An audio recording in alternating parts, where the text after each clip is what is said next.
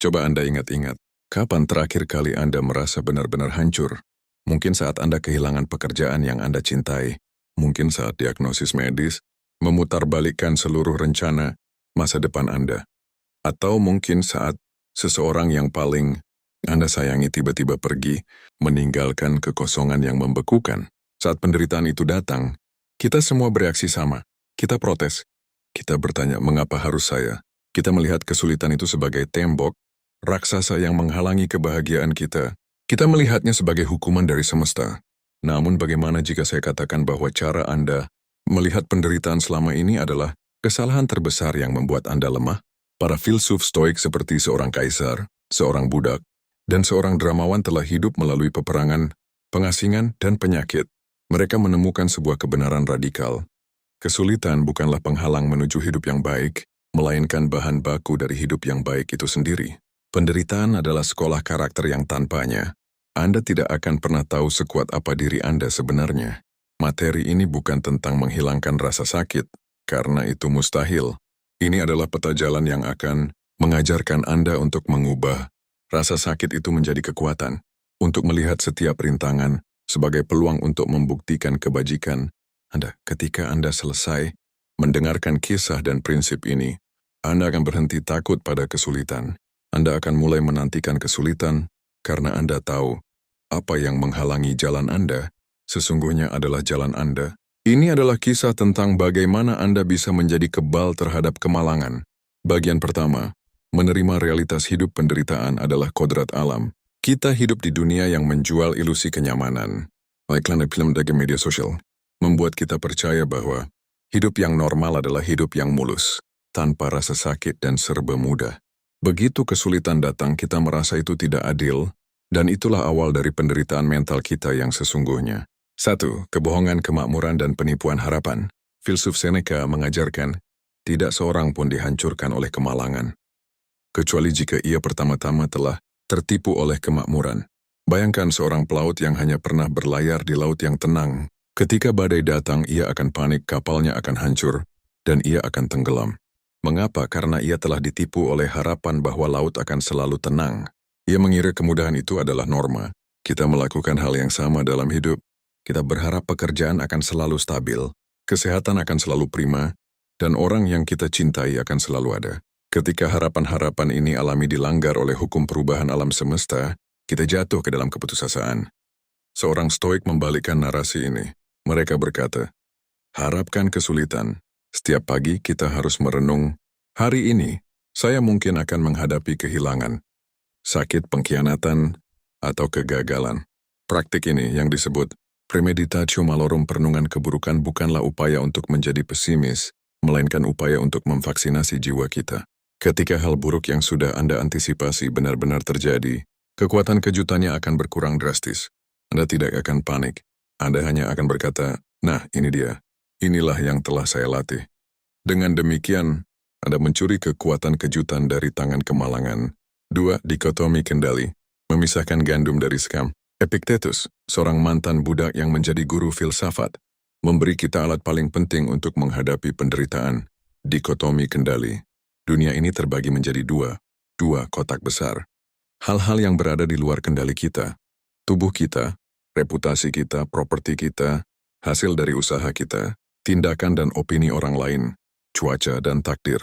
Hal-hal yang berada di bawah kendali kita, penilaian kita, pikiran kita, asumsi kita, keinginan kita, dan tindakan kita sejauh kita berkehendak. Ketika kita menderita, hampir selalu karena kita mencoba mengendalikan apa yang ada di kotak pertama. Kita frustrasi karena cuaca tidak sesuai keinginan, atau marah karena orang lain tidak menghargai usaha kita. Solusinya, menurut Epictetus, adalah dengan tegas memindahkan energi kita dari hal yang tidak bisa dikendalikan ke hal yang bisa. Apakah Anda kehilangan uang?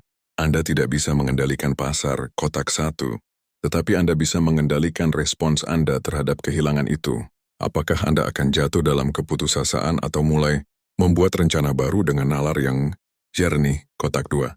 Penderitaan sejati terjadi ketika Anda menolak kenyataan bahwa sesuatu berada di kotak 1, dan Anda membiarkan pikiran Anda tersiksa olehnya. Tugas Anda adalah fokus pada apa yang ada di tangan Anda, dan sisanya, biarkan saja. Bagian kedua, mengubah rintangan menjadi bahan bakar, alat pengolahan kemalangan. Jika penderitaan adalah sebuah api, maka orang biasa akan terbakar. Tetapi bagi seorang stoik, api adalah alat tempa yang mengubah besi biasa menjadi baja. Filsuf Marcus Aurelius, seorang kaisar yang hidup di tengah wabah, perang, dan pengkhianatan, menuliskan prinsip ini dengan indah. 3. Apa yang menghalangi menjadi jalan itu sendiri? The obstacle is the way.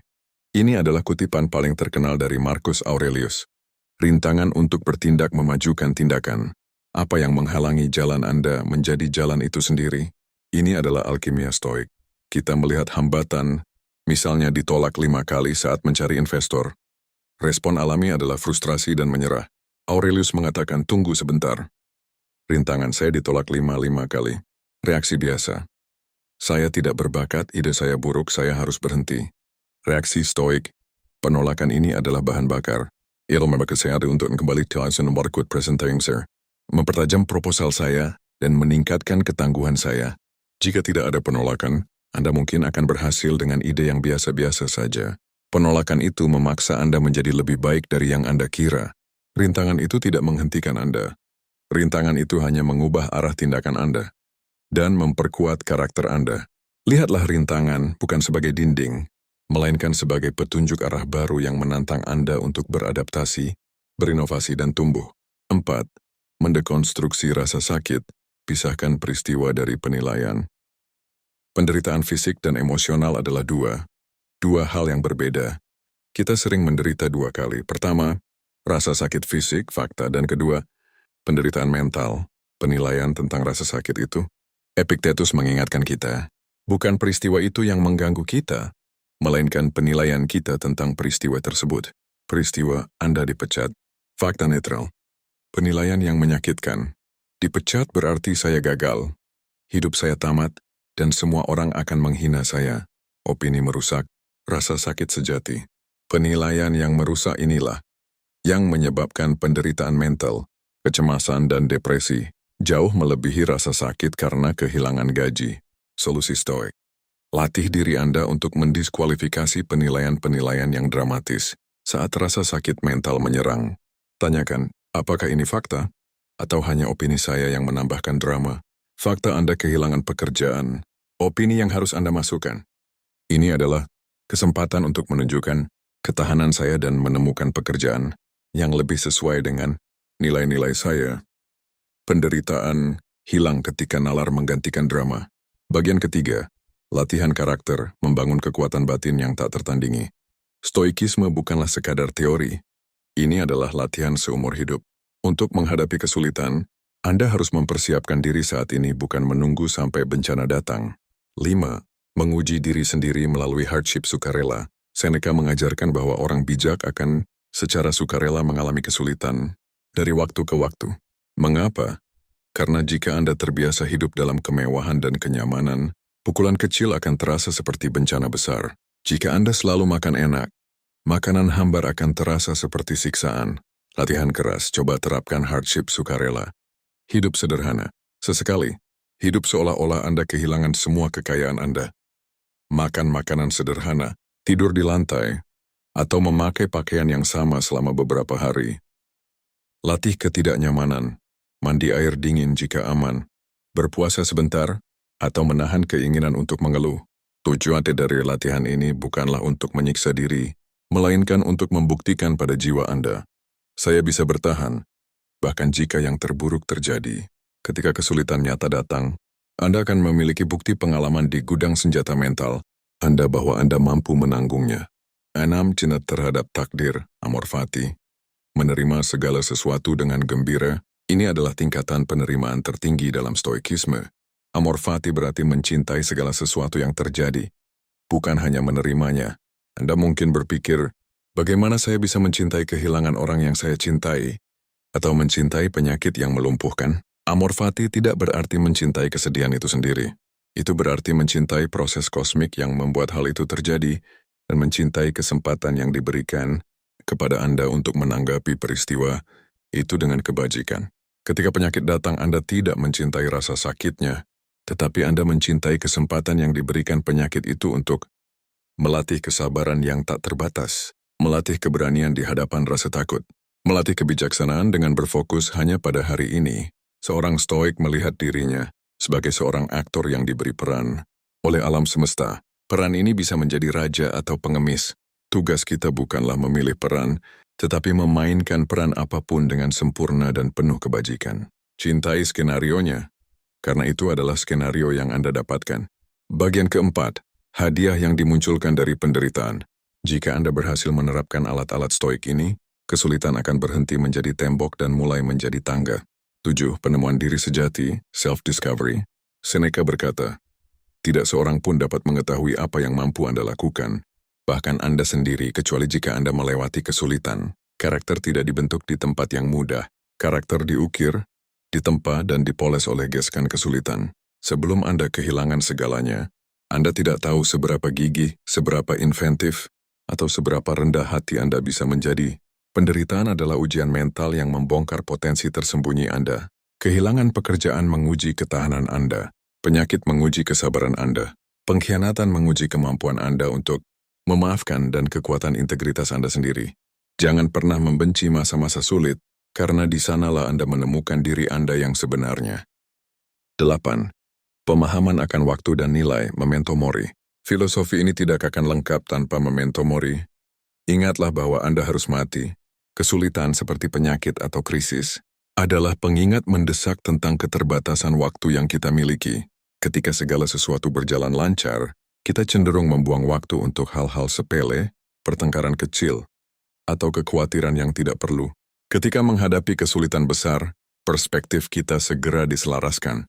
Tiba-tiba, kita menyadari betapa berharganya hari ini, betapa berharganya orang yang kita cintai, dan betapa bodohnya kita jika menyia-nyiakan energi untuk hal-hal yang tidak bisa kita kendalikan.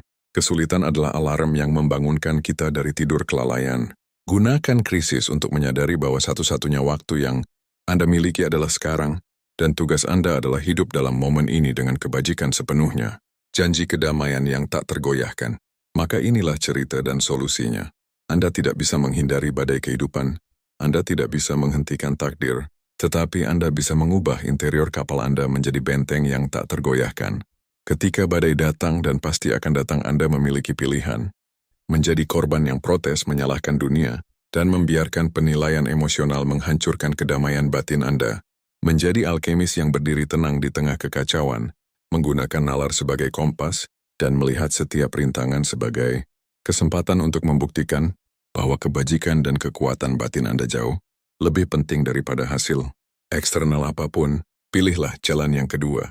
Latihlah diri Anda hari ini saat keadaan masih damai. Terapkan premeditatio malorum. Pisahkan fakta dari penilaian, dan cari tahu kebajikan apa yang diminta oleh kesulitan saat ini dari Anda. Penderitaan akan terus datang, tetapi kini Anda sudah tahu rahasianya.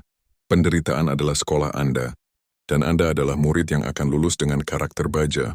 Terimalah takdir Anda, cintai kesulitan Anda, dan temukan kedamaian yang tak tergoyahkan.